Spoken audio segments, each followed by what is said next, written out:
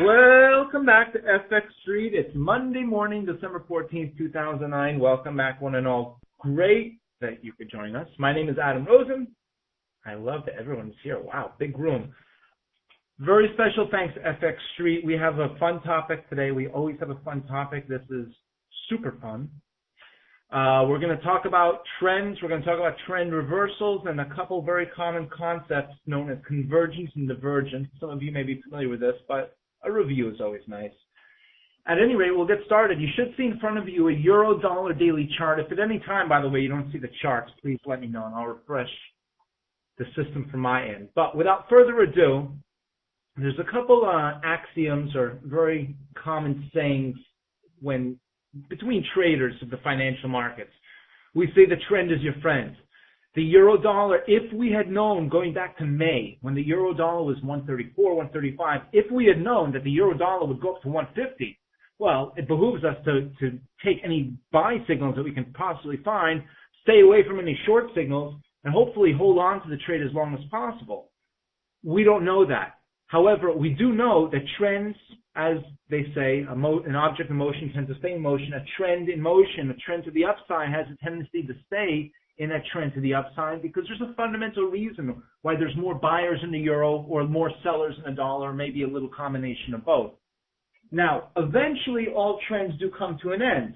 How do we spot these reversals? And I think a very easy way to remember this, this just came to mind about 30 seconds before I turned the microphone on, is we can say, I'll type it in just because I think it's kind of clever. A big reversal always starts with a small reversal. What I mean by that is that, well, we see here the euro dollar 146.51 currently. Coming off the highs of 151.10, this could be a pullback. We could go down a lot more. Let's assume we go down a lot more. Well, if we go down a lot more, we can always look back at the charts and say, well, how could I have known that that trend was going to reverse? One of the easiest ways is using a simple trend line, connecting significant lows in an uptrending market, significant highs in a downtrending market. And we can see here, finally, we have a closing candlestick below the support line December 8th. December 8th was the day that told us euro dollar is now below its trend line. This could be the beginning of something new. Now, how far this will go down, that's a different story. We have to look at other horizontal and Fibonacci levels and other support and resistance levels. But just knowing where to get in and where to get out, I think that takes a lot. That's the most important part. No, I don't want to say the most important. Everything's important in trading. But that's one of the first steps. Which direction is the trend? The trend is going up. Therefore, I want to buy. Where do I buy? Well, risk reward tells us as close to support as possible. We don't want to buy up here. Better to buy near the floor. But how do we know when to stop buying? How do we know when to get out? We have trend reversals. Sometimes an uptrend reverses to a downtrend. Oftentimes, an uptrend turns into a range-bound market. But why would we want to buy the euro dollar and hold on to it if it's not going to go up anymore?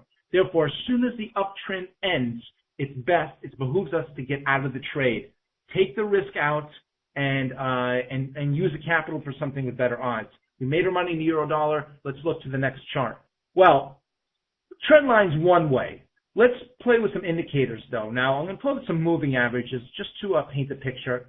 First moving average I'm going to plug up is the 12 exponential moving average. Does anybody know the difference between the exponential and the simple moving average? Well, a simple moving average, just for your own information, if you have a 10 simple moving average, it adds up all 10 days, then divides by 10, and gives you the pure average, the pure median average of those 10 days. An exponential moving average, Rob's exactly right, it's a little bit faster. It tends to give a little bit more weight towards the front figure, meaning if we use a 10 exponential moving average, well, here we used a 12, the most previous day, the most recent day, yesterday, or in this is a daily candlestick, so it would be yesterday, the most recent day is given a little more weight. Therefore, exponential moving averages tend to work a little bit faster than smooth moving averages. Either or. I think the differences, even on a daily chart, are so subtle, I don't think it's going to impact your trading one way or the other. But if you start with exponential, stick with exponential, just as a matter of consistency. Well, we plugged in a 12 exponential moving average, and there's a reason why I use exponential and not simple. I'll tell you in a second. Then we plug up the second one, not a 12, I'm going to use a 26 this time. let's make a different color so it's a little easier to see. So that 12 exponential moving average, or we call it the short moving average because it's measures a less period of time, is the red one. The blue one is the 26 exponential moving average, longer term. Now, the 12 obviously counts back 12 candlesticks and gives us the average price with a little bit of exponential weighting. The 26 moves back 26 days and gives us the average price. So currently the exponential moving average, the 26 exponential moving average is 148.36. Meaning, in the past 26 days, the average exponential price is 148.50. 148.26, 148.50. Now, in addition to that, well, there's a couple different things we can learn from moving average. First of all, trends are usually identified when the short moving average stays above the the long moving average, or the short moving average. I may say short, I may say slow. Short is fast, meaning the 12X is a 12 moving average. It's a shorter moving average. It's only 12, not 26, and it's faster. So if I say short or fast, I kind of interchange it too. Long and slow is the other one. At any rate, I'll try to stay consistent here. The short moving average, the 12 exponential moving average, the shorter term currently is 147.90, and that gives us the average price of the past 12 days. Now, moving forward, what I wanted to say is that there are relationships between the two moving averages. In a trending market, you'll see when the euro dollar has continued to go up, up, up over the course of the past few months, the red line has stayed above the blue line. The short moving average has stayed above the long moving average. The reason being is because over the past 12 days, we have a higher average price than over the past 26 days, which means something happened over the previous 12 days good for the euro dollar, meaning to the upside, faster than the 26 average. Crossovers sometimes do occur. Crossovers occur when the 12, the shorter moving average, crosses back below the longer or 26 moving average, the 26 exponential moving average. That's an obvious crossover. Some traders look for that crossover, and in a range-bound market, we don't have one here. We'll look at one in a moment. But in a range-bound market, you'll see the short moving average cross above and below, without any kind of real consistent trend. That's because there is no trend. However, in trending markets, shorter moving average always stays above or always stays below the longer moving average. Now, in addition to that, you'll notice there's not a correlation, but a relationship between the two. Sometimes the short moving average, the 12, which is the red one, moves far above the longer term or 26 exponential moving average. This occurs when the market really skyrockets up. But when we pull back and the long term has a chance to catch up to the short term, well, then the moving averages come back close to each other. Now, question, do you use them all the time or adjust to the chart? The answer is I adjust them to the chart. Harley has the secret. He read my mind. That was my next sentence. However, to answer your question, it's a great question. I use different moving averages, normally adjusting to the chart. I like to use them, if the 90 fits, I use a 90. If the 60 fits, I use a 60. However, Harley spoiled the fun, but it's still fun. The MACD, moving average convergence divergence, uses the 12 and 26 exponential moving averages and has a smooth line, which is a 9 period average of those two. However, forget about the smooth line for a moment. Plugging in the MACD basically shows the same thing that the 12 and 26 moving averages use. However, it makes a lot more sense. I'll show you how, okay? And with the MACD, what I like to focus in on, I've always liked to use these. These make a lot of sense for me. I don't know why. But we'll use the histogram bars. The histogram bars are these yellow bars moving up and down. Now, the MACD, and by the way, the MACD is known as kind of a slow indicator. It's a little bit late to the game as far as indications, but that's okay because when I think of it, it's late, but it's patient. The MACD is a more patient indicator. It's not going to give you a quick buy signal or a quick sell signal. When they occur, I think they're usually a lot more reliable. You're just not going to be the first person in the trade. But it's better to wait for the market to start going up before buying it. It's better to wait for the market to start going down before selling it. Because, in an uptrending market, how many tops can we possibly pick? Quite a few. How many bottoms can we pick in a downtrending market? And those aren't always the best way to go. So MACD is a little bit of a slower moving indicator, also known as an oscillator. These are all oscillators, what we're going to talk about today. They measure upward versus downward movement in price over a period of time. Now, you'll notice that the histogram bars tend to decline. We can even draw a trend line. I'll do that in a moment. However, the histogram bars, what we're looking for is the MACD or any indicator. This covers all of convergence and divergence. The MACD is the first indicator we're going to talk about.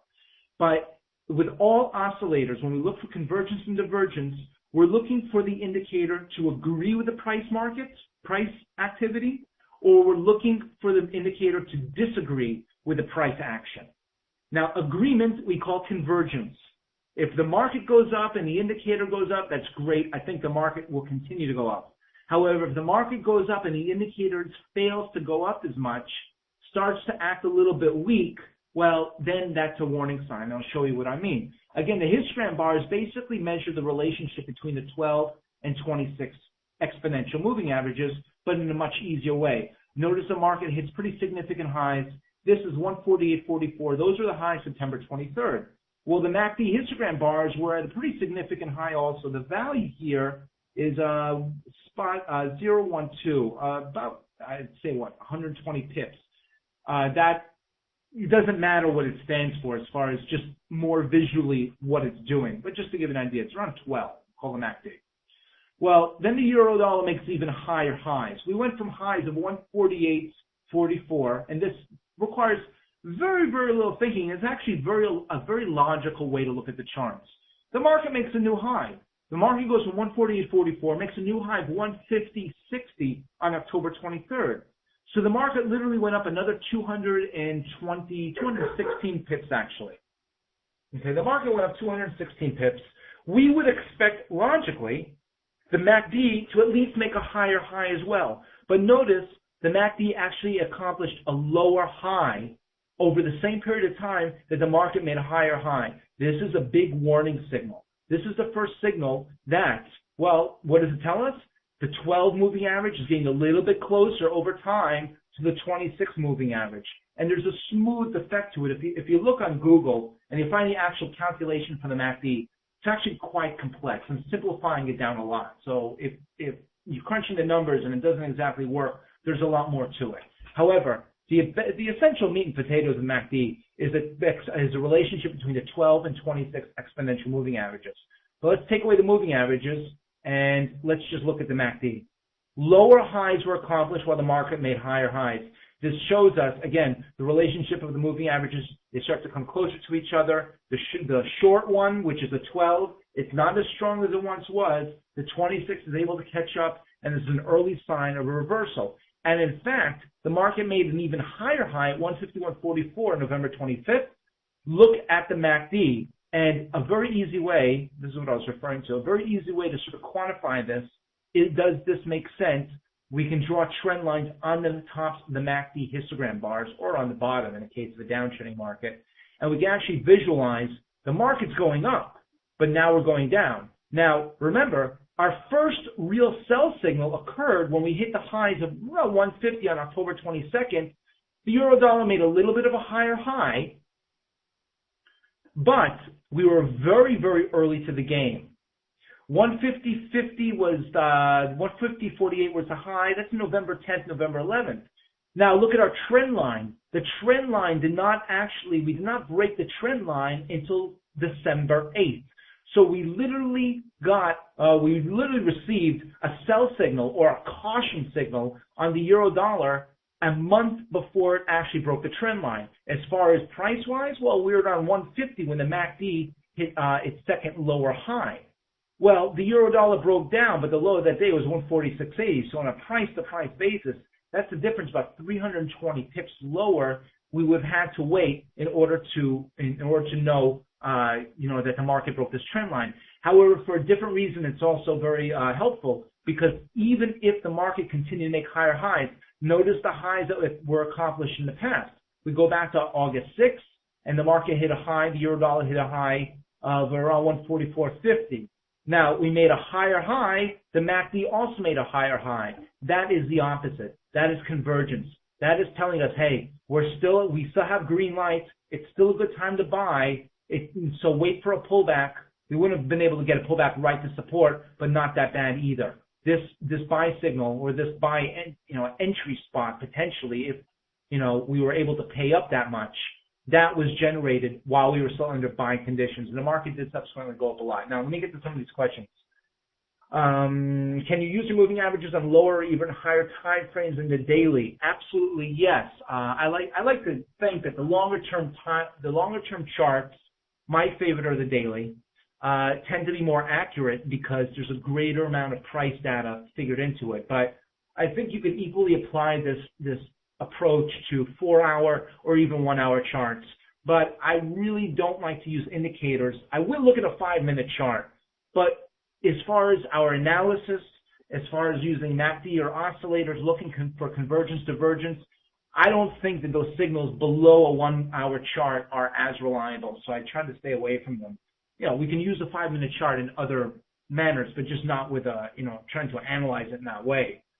Now, the short moving average just came close to long moving average July, August. Kirby, I argue the combination is best since May. It's a very good point. It's some traders. I'm one of those. One of those skeptical traders that will say, well, it's a little bit of curve fitting. We can say, no, well, I use this moving average and it tends to work. There is an approach that I found somewhat successful in finding the right moving average. That's a little bit of a different strategy because we're using that strictly in a trending market condition. However, one of the most difficult things to balance, I've found as far as technical analysis, is determining not only are we going up or down, but also are we going from a range-bound to a trending market or a trending to a range-bound market? Now, did I miss a question? So conclude, which question, if you don't mind, I have a lot of questions. Okay. A test to 149 must be done and fail in order to confirm the downtrend. I apologize to not answer your question earlier. I understand what you're saying. Basically, let's draw a horizontal line and see if I understand the question correctly. 149 roughly represents our uptrending former support. Now, the rule of thumb is, and Kegler, please correct me if I'm wrong. However, if our former support is broken, logic dictates that it should become our new resistance. This is really often the case, especially in the foreign exchange market. I'll show you an example. Take a look at the former highs. Draw the trend line from 143.36 highs June 3rd, connecting to the highs of August 3rd. June 3rd to August 3rd. This was resistance, or our ceiling. Well, we eventually broke above. And that means that every single trader that bought the euro dollar below the ceiling, once we go up, 100% of them, if they have the trade open, all the buyers are making money. And every single one of us who sold short over the past couple of weeks or months, as soon as we went up, all the shorts are losing money. And that means that all the buyers have profitable accounts or profitable trades. Now, I like to think of it in terms of my own trading account. Do I see green or do I see red? Because you react the same way. You see green, great. Red, not so good. Well, now that all the buyers are making money and all the sellers are losing money, that forces, first of all, the sellers out of the way. Sellers get margin calls, they get stopped out, or they just give up on the trade altogether. Some of us will sell even more, and then we get a margin call even faster. However, this line is very important because it represents the break-even spot as far as buyers and sellers. Are they making money or losing money? Think of our cost basis. Every single buyer, the average cost basis is probably, 142, 143 for all those buyers. That's what's our average cost. But the sellers, well, our seller, if we sold at 143, 144, we're all losing money now.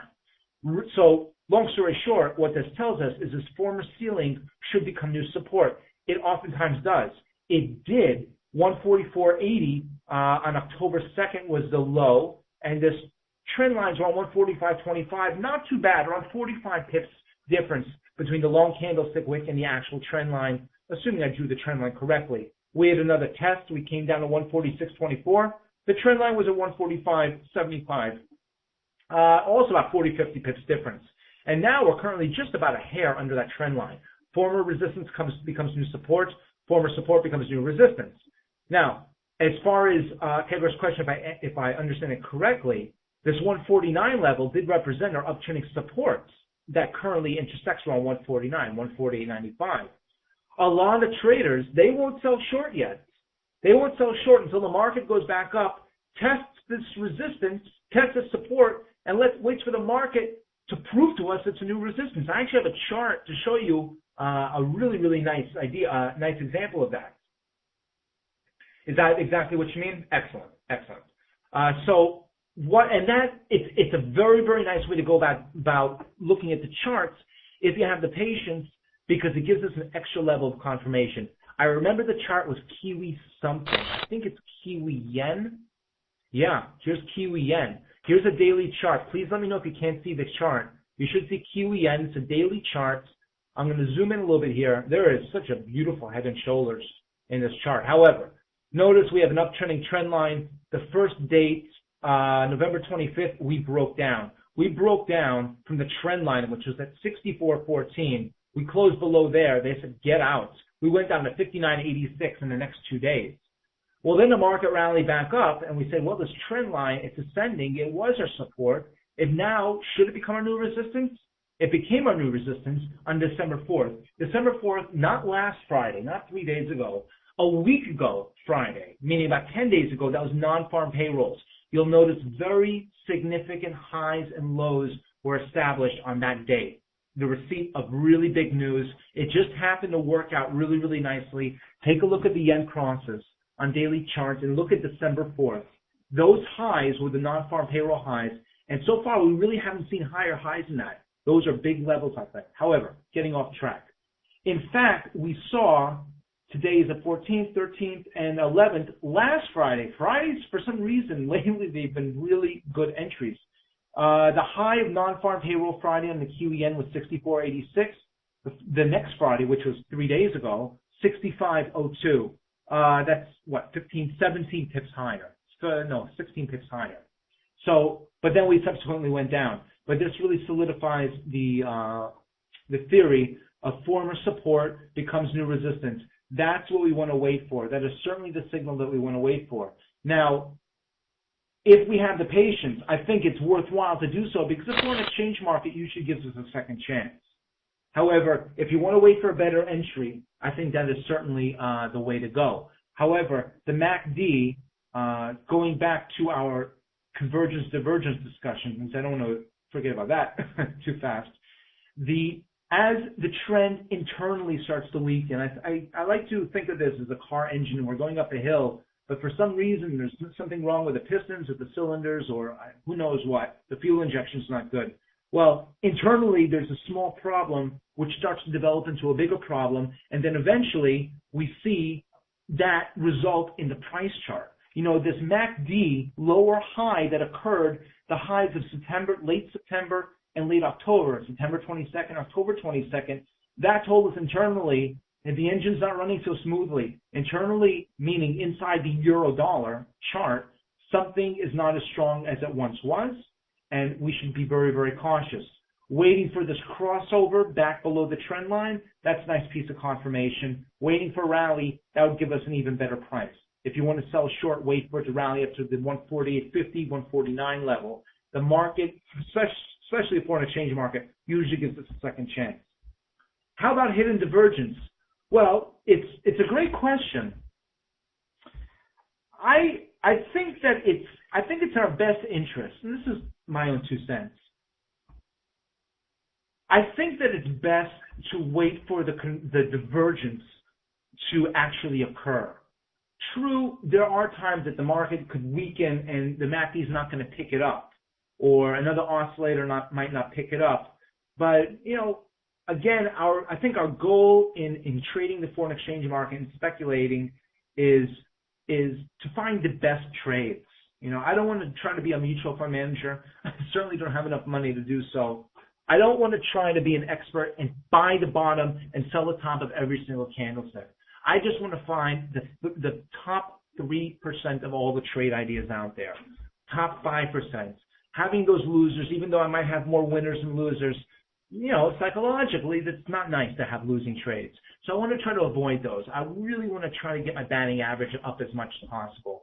So to answer the question, I'm sure there are ways that I mean, everything's possible in the market. I'm sure there's probably ways that divergence can, creep into a chart. We may not detect it as obviously as we do here, but I'm comfortable letting those pass by because, well, I'm not trying to catch all the trades, just the best ones. Now, the question is, does convergence divergence often occur very often on the larger time frames? Absolutely. I mean, we're looking at a daily chart here. I'm actually very glad you asked that, because if you notice, the euro dollar, I mean, I just zoomed out over here. We're taking a look at the former highs December of last year, about a year ago. Euro dollar is at 147, and we came all the way down. Then we went up and we went down. But you'll notice, take away this trend line and extend this one. The the highs on the MACD continue to decline. That means on even a longer scale basis, we looked at the euro dollar from May until today. However, if you go back a year, over the past year, there's actually been a tremendous amount of divergence. In fact, notice the MACD has turned below the zero level for the first time since April of this year. So for all of us that bought the euro dollar and made money and bought it and made money and bought it again and made money again, from April until now, well, the game has changed with the euro dollar. So absolutely, we could go to a monthly chart, we could go to a weekly chart. Let's go to a monthly chart, and we'll try to find a really nice example over here. Let's see. Here's a monthly chart. Now, the reason I don't use monthly charts is because the signals are so far and few in between that it's tough to be that patient. However, long-term money managers, I'm sure they probably consult the monthly charts. I have a friend of mine who exclusively uses a MACD on weekly charts. He's a stock trader, not foreign exchange. I have no idea how he has the patience for it, but he loves it. I went back, this is 1989, 1990, euro dollar. We hit highs of what? 1991, we hit highs of 135.49. By the way, this is a monthly chart. Now, MACD, I haven't changed any of the MACD settings. I always use the standard settings, 12, 26 exponential moving averages. Obviously, in a monthly chart, it's computing monthly candlesticks. So it knows what chart we're looking at.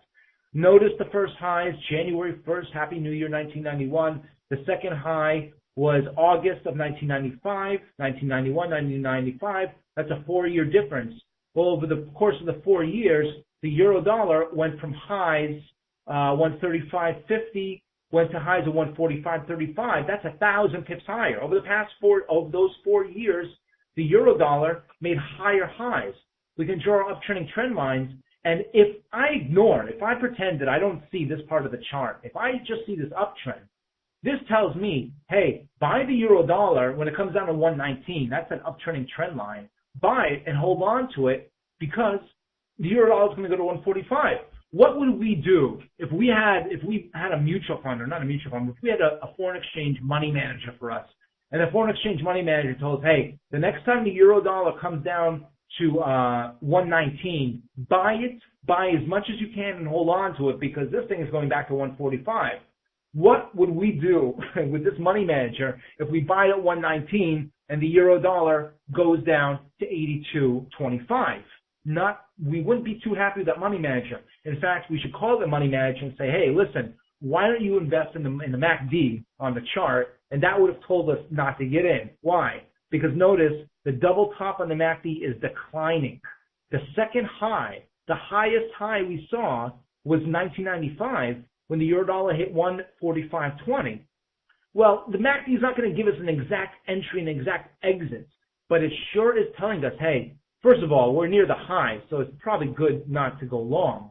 But don't buy it down here. Why? Don't buy it on the trend line, because look at the position of the MACD. By the time we hit the trend line again, the MACD was negative. And that's not good, because we went from a very, very positive state to a negative state. If the MACD turns positive, which it did again, well, that may indicate maybe it's a good time to buy. But the MACD is far lower, double top, far lower than it was.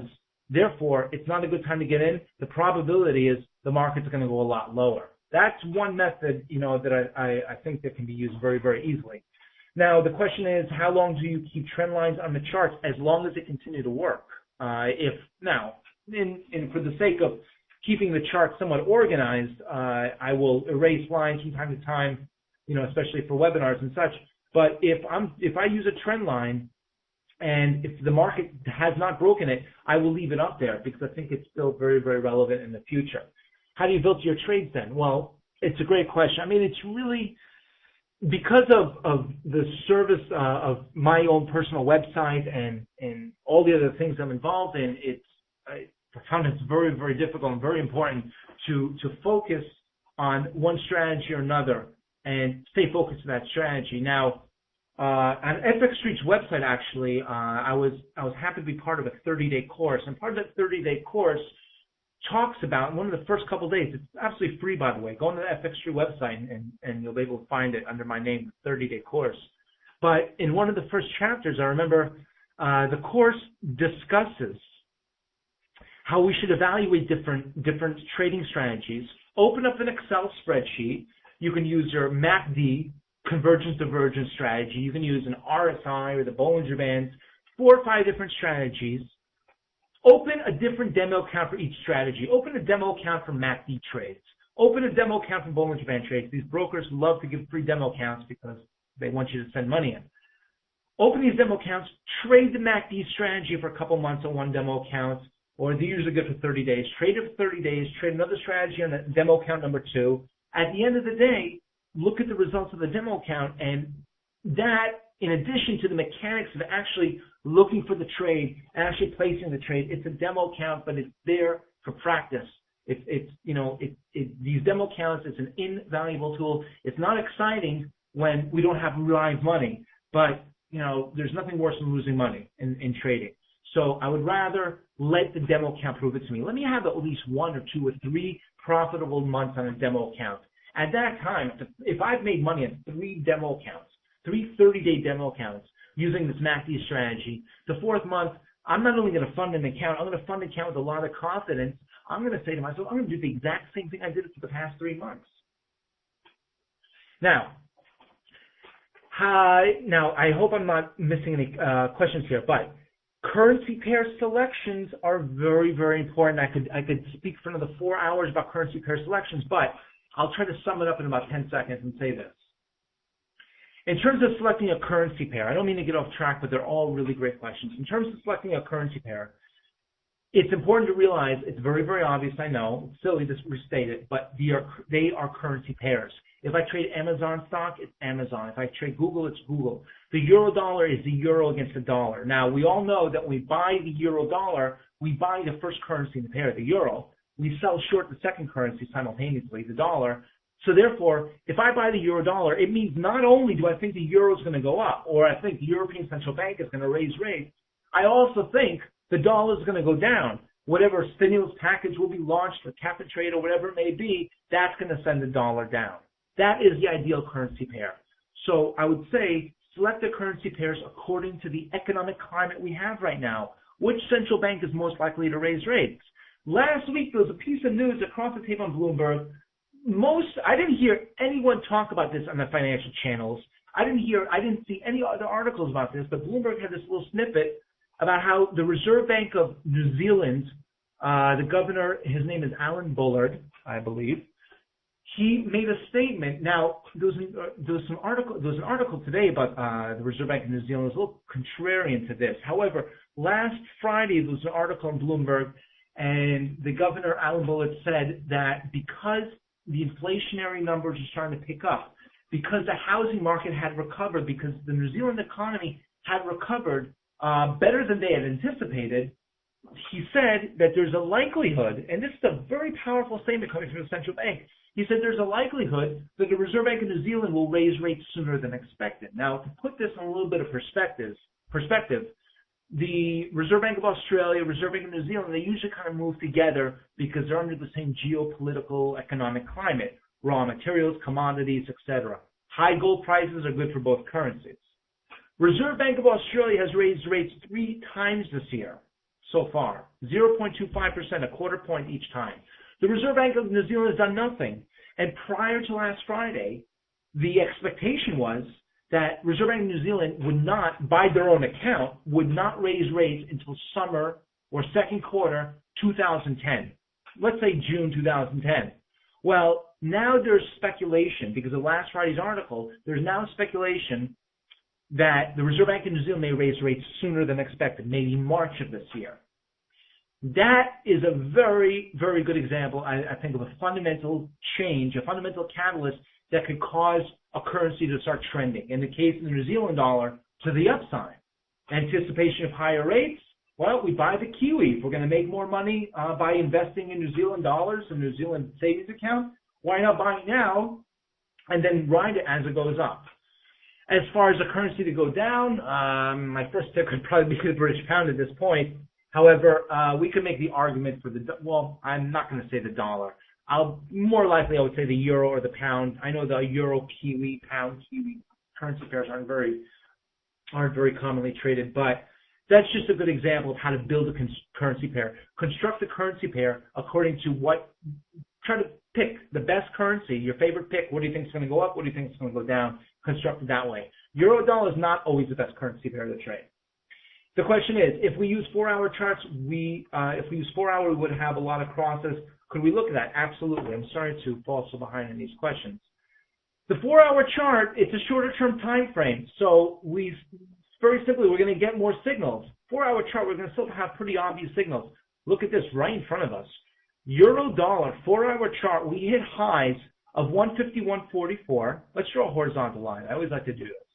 This makes it very, very simple. 151.44. The second high was 151.41. 3 pips difference. We'll call this almost a perfect double top. Well, as the market made almost a perfect double top, take a look at the position of the MACD over the same period of time. This is a very, very obvious signal. Now, double tops and double bottoms are great places to get into a trade. If I think that the market's not going to go higher than 151.44, I'm going to wait for the second time when the market gives me a second chance to get in. I'm going to sell short up here, place my protective stops above the highs. But how do I know, not to a certainty, but how do I have a good intended feeling that the euro dollar is going to go down? This MACD and the difference between the two is very, very steep. The angle of the line is very, very steep. This was a screaming home run trade.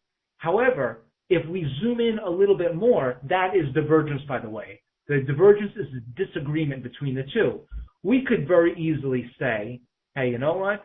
I see a double bottom over here. Why can't I buy? Hey, look, it bounced. The first low was 148.27. The second low was 148.21. That's only 6 pips difference. But take a look at the MACD lows. Now remember, when we're pointing to the downside, we got to look at the lows. It goes both ways. Take a look at the lows over the same period of time. The market hit the first low, the MACD was barely negative. The market hit the second low, MACD was much more negative.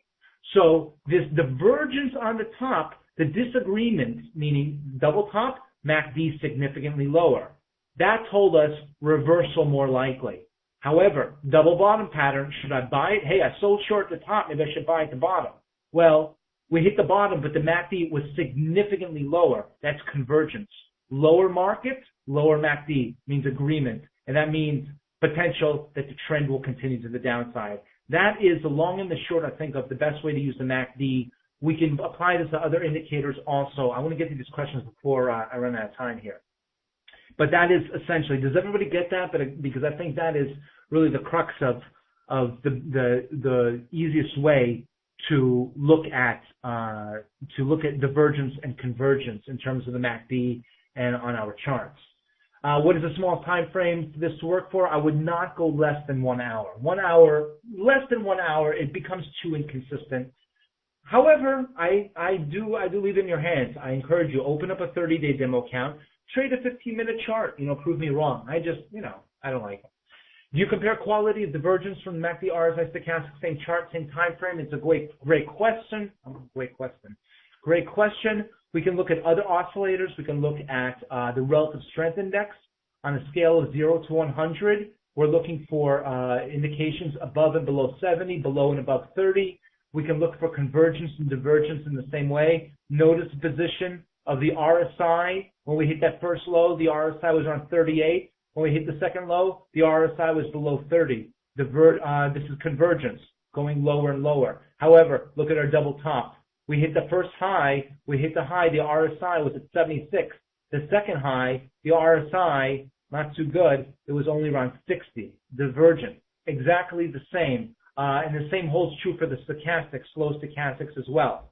From my own experience, I found that the slow stochastics tend to give us the trade signal the soonest, followed by the RSI, and I would say the MACD tends to give us a trade the latest. However, we can see we're not really missing a lot of trade shows. Let's go over the RSI for a moment. Take a look at this. I mean, we had more. These are 4-hour candlesticks.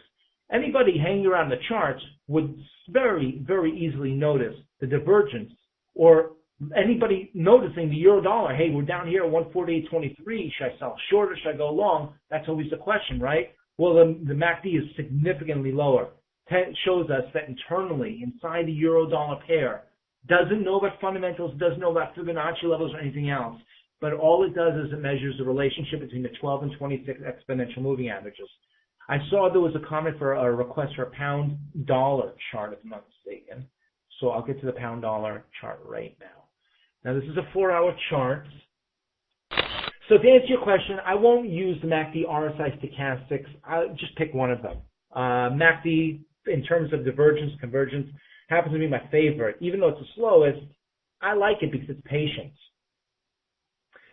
It's a great situation to sell exactly now if the euro goes at the retest. Yeah, you could also wait for the euro dollar rally up to the retest as well, just as we did before. Former support, new resistance, former resistance, new support.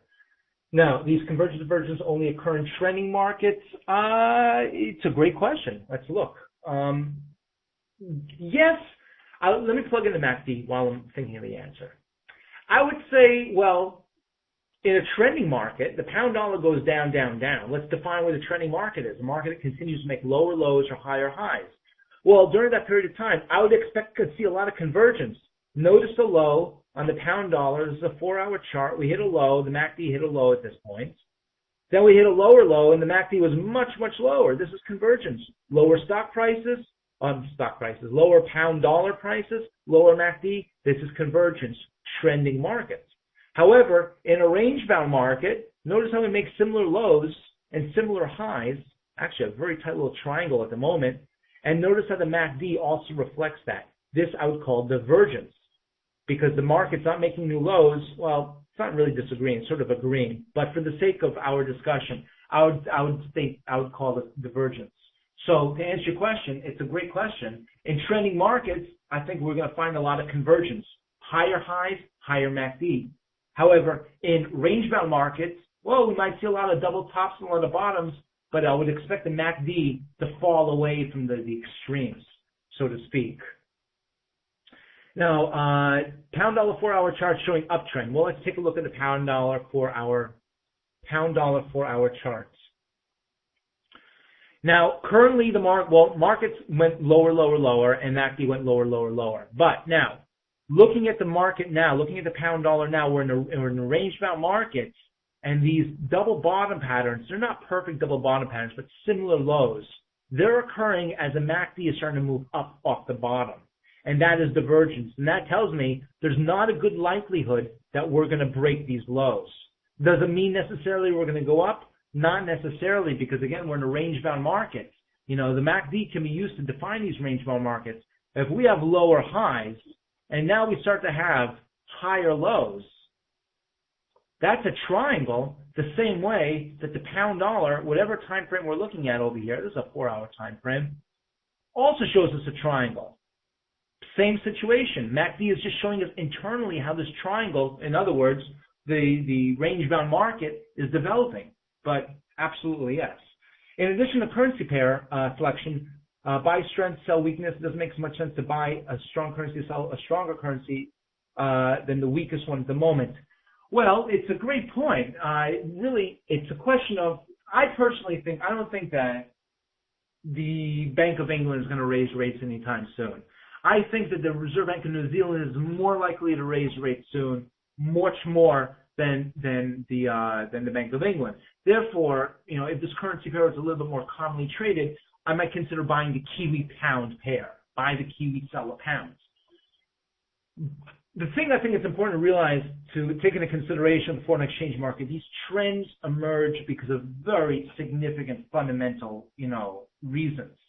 Walmart misses their earnings and doesn't sell as many iPods as they thought they were going to. You're not going to see that even emerge on a 1-minute chart of the euro-dollar pair or the dollar-Swissy pair.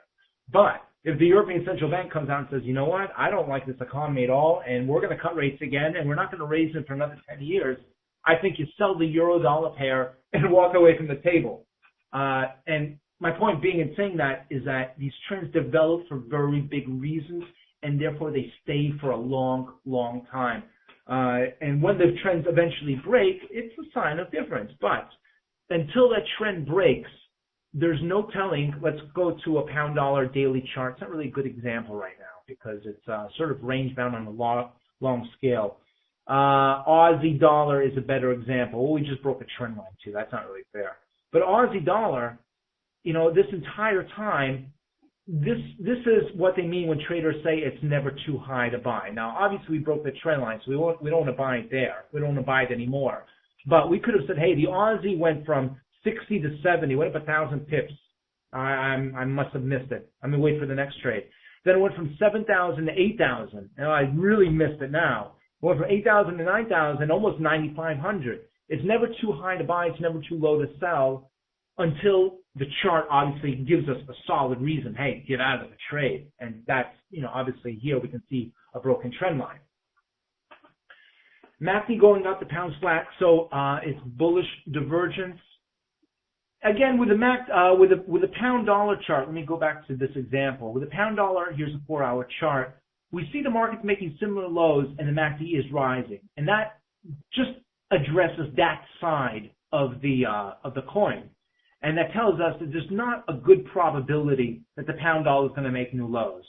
The problem is the pound dollar doesn't have a good probability to make new highs either, because we can see the MACD is establishing lower highs as well. The signal to get in the pound dollar, and this is what I mean by the MACD being late to the game. We're going to have to wait for the MACD histogram to cross above this trend line, the downtrend trend line, or to sell a short. We're going to have to wait for the market to make a new low and for the MACD to at least make a significant low over the previous few candlesticks. So the MACD is not going to be early in these breakout trades. But right now, the MACD is simply telling us, hey, the buyers don't want to give up. The sellers don't want to give up. So we're a little bit of a stagnant position right now. And this is good for range-bound traders.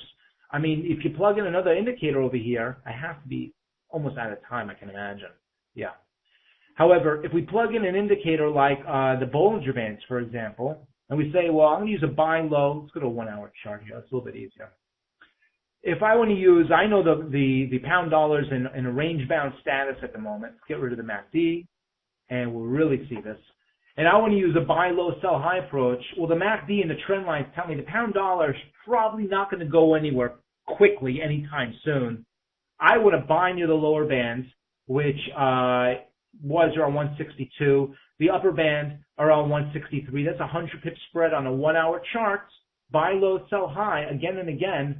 This did very, very well with the confirmation, and the MACD is telling us, hey, don't worry. The MACD is telling us the pound dollar is probably not going to go anywhere anytime soon. Now, watch I say this, and then, things will change.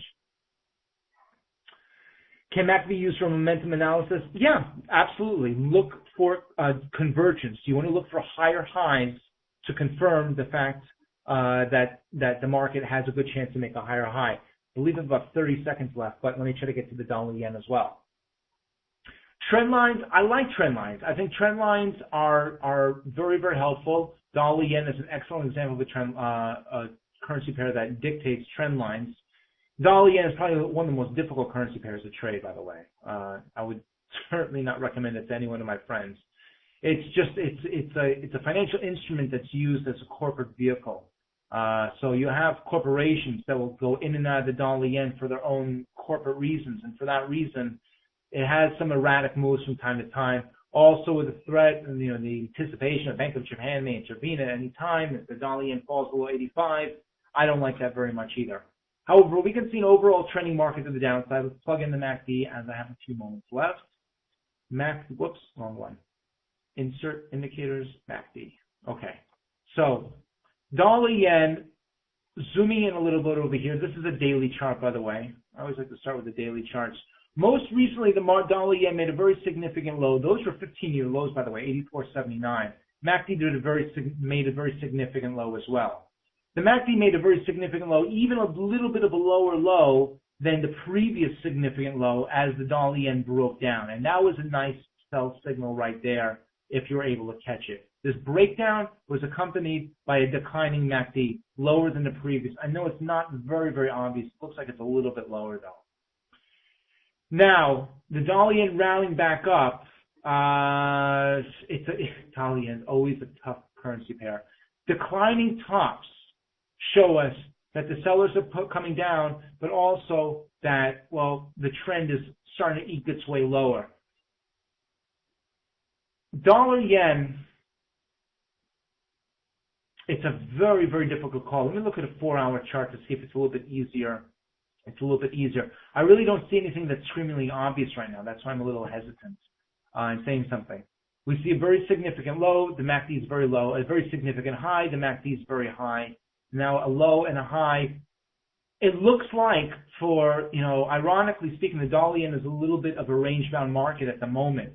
And so this indicates, aside from using a buy low, sell high approach, hey, use our triangle over here to find our support and resistance.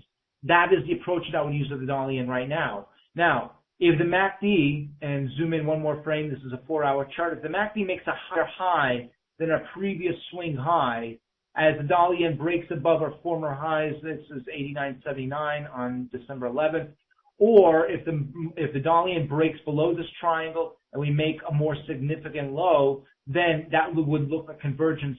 That would be the signal that this breakout or breakdown is real. But for the moment, range-bound market. I think you'll see a lot of range-bound markets towards the end of the year. A lot of books, a lot of operations are sort of put to sleep until the beginning of the year.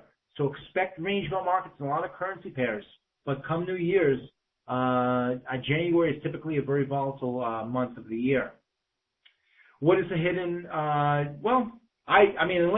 Unless the person that made the comment is referring to something particularly different. Divergence, I've never heard of hidden convergence, divergence, because usually the convergence, divergence that I look for, it's somewhat obvious with a MACD or an RSI indicator. But even if there's a way for us to quantify, I think there's a little bit of hidden divergence. There's something that's occurring and I'm not really aware of it, I would still wait for the MACD to tell me so. I would still wait for it to do that. Now, take this strategy just as a grain of salt. Trade a 30-day demo account. Use the same time frame charts. Pick two or three different currency pairs. You can pick the euro dollar, the pound dollar, and the Aussie dollar, or maybe mix in a yen cross.